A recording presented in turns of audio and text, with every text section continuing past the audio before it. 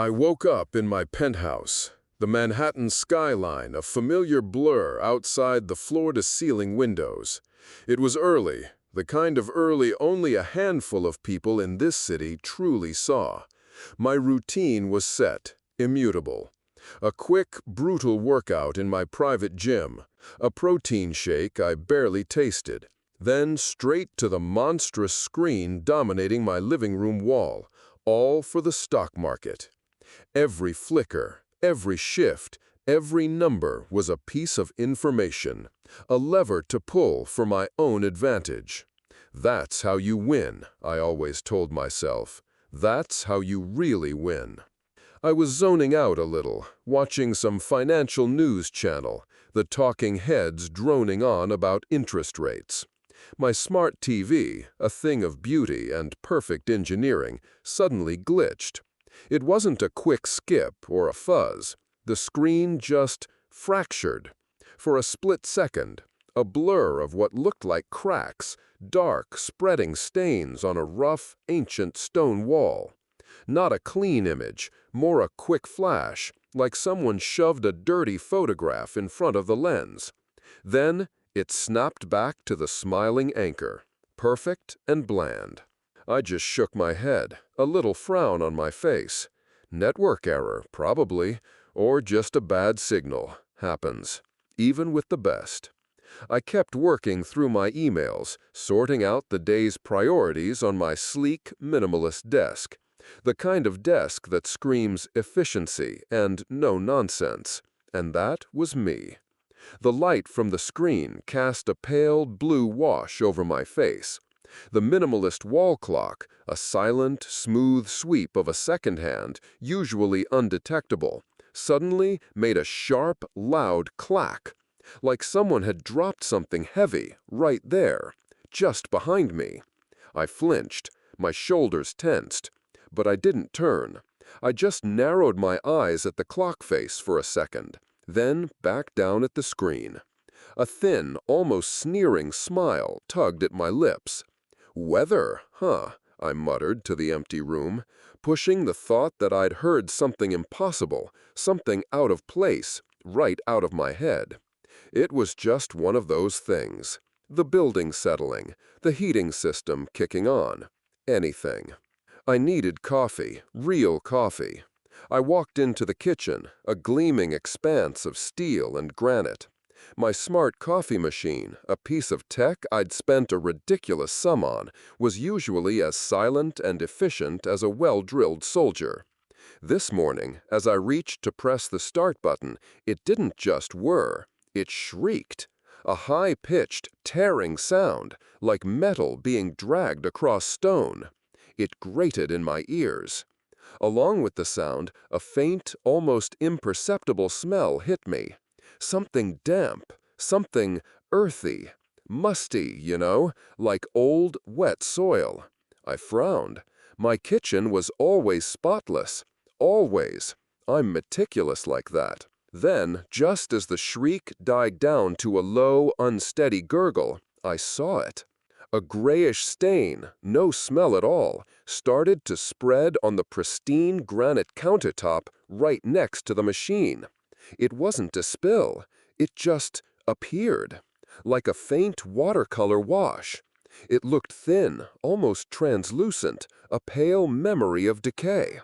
I took a step back, a sharp, cold jolt in my chest. I grabbed a kitchen towel, a clean white one, and wiped at it hard. It faded a little, blurred, but it didn't really go away. It was still there, a ghost of a stain, like a kid had drawn something really faint with a gray crayon. Technical glitch, I said out loud. My voice sounded flat in the quiet kitchen. Just a technical glitch. Nothing special. Absolutely nothing. I decided to skip the coffee from that damn machine. Made a note to call maintenance. Or just ditch it. Whatever. No big deal. Later, around mid-morning, I was on the phone with Alex. He was one of my junior colleagues. Or rather, was. I was explaining to him, in my usual calm, measured tone, why he'd been let go. It was about a project, a big one. I'd possessed some crucial information, leverage, but I'd kept it to myself. Alex, unfortunately, hadn't, and now he was out. I didn't regret it. It was business. Cutthroat business. I told him it was just a risk, a part of the game.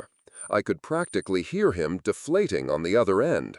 While I was doing that, my brand new smartphone, the latest model, sitting right there on my desk, started to vibrate. Not like a normal call or a notification. It just shivered violently. A deep, incessant buzzing that made the glass top of the desk rattle. And the screen, it didn't just light up.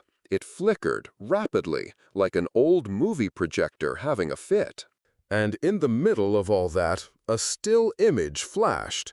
A face. A man's face. Distorted. I mean, really distorted, like it was stretched and squeezed into an impossible grimace of agony. Eyes wide, mouth open in a silent scream. It was there for maybe a quarter of a second. Then it vanished. Just gone. The phone stopped vibrating, went dark, a dead slab of tech. I froze. My hand, the one holding my ear to the receiver, tightened into a fist. I almost dropped the phone I was talking into. My heart hammered, a frantic drum against my ribs. What the hell? I stood up, too fast, my chair scraping back loudly. My hand was shaking. I ended the call with Alex abruptly, didn't even say goodbye. Just hit the button, tossed the phone, not the one that had glitched, the one I was on a call with, onto the sofa like it was burning my fingers. What the hell was that? I whispered, to myself. The empty office seemed to mock me. Stress, I practically barked. Definitely stress. Too much pressure. Yeah, that had to be it. The rest of the day was a blur of forced productivity.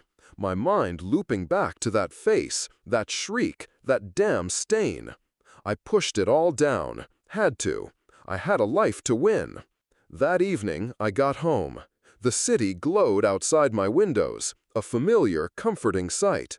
I walked into my bedroom, the one that looked out over Central Park. On my dresser, I saw the car key. My dad had given it to me years ago for my 30th birthday. He was long gone now, another victim of misplaced trust, of being too soft. I'd polish that key monthly. It was always shiny, gleaming chrome, a perfect little piece of metal. But tonight, when I picked it up, something was off. A thin layer, a reddish-brown crust, like rust, had settled on the metal part. It looked old, really old, like it had been sitting in a damp, forgotten place for decades. It reminded me, vaguely, of the locks on some old gates back at the kind of places you just left behind. I scraped at it with my thumbnail. It didn't flake off. It was part of it, fused. A sudden, ice-cold current shot down my spine. Not from the AC. My breath caught in my throat. "No way," I whispered. My hand clenched around the key, that familiar object that now felt so foreign. I tried to sleep. God, I tried. My mind was heavy, overloaded with the day's weirdness. I squeezed my eyes shut, pressed the heels of my palms against them, trying to erase the images. Just wanted to clear my head. But in the blackness behind my eyelids, something glowed. A line of red, flickering words, like embers. They swam into focus, then out, and for a second I could almost make them out. David. The name. My name. Then the letters twisted, writhed, becoming ancient symbols I didn't understand. But I felt it. A cold, creeping fear. This wasn't just a fleeting thought, a passing hallucination. This was etched, right there, behind my eyes, and it would not go away. The next morning started much the same, with that familiar Manhattan penthouse. Workout, check the market. Business as usual, or what I desperately wanted to believe was usual. I was still thinking about the phone. I needed to cut that off, completely. I was getting ready for the office, putting on one of my custom-tailored suits. My phone buzzed. It was Sally, an old friend. She was probably reaching out about some charity project, something I'd been asked to contribute to, volunteer for, whatever. I'd already made my decision. I picked up the phone. A quick, impersonal text message. Not interested. Focus on what's profitable. Good luck. Cold. Direct. That's how I operated. No room for sentimentality anymore. That just gets you hurt, or worse, gets others hurt. As I stepped into my sleek black car, the phone in my hand suddenly felt wrong. Not just cold, but frozen, like it had been left in a freezer overnight. My fingers ached from the contact. And then the entire interface changed. The clean, modern display warped, twisted, becoming something else. It was a dark, damp image, a cave. No, a dilapidated dungeon. Something crumbling. And from the phone's tiny speaker, not a ringtone, but a sound. A whisper. A low, mournful sound. Indistinct words, not fully formed, but filled with such an unbearable sorrow that it made my stomach clench. A wail, almost. A collective lament. I fumbled, my heart doing that frantic drum again, and just hit the power button, hard. The phone went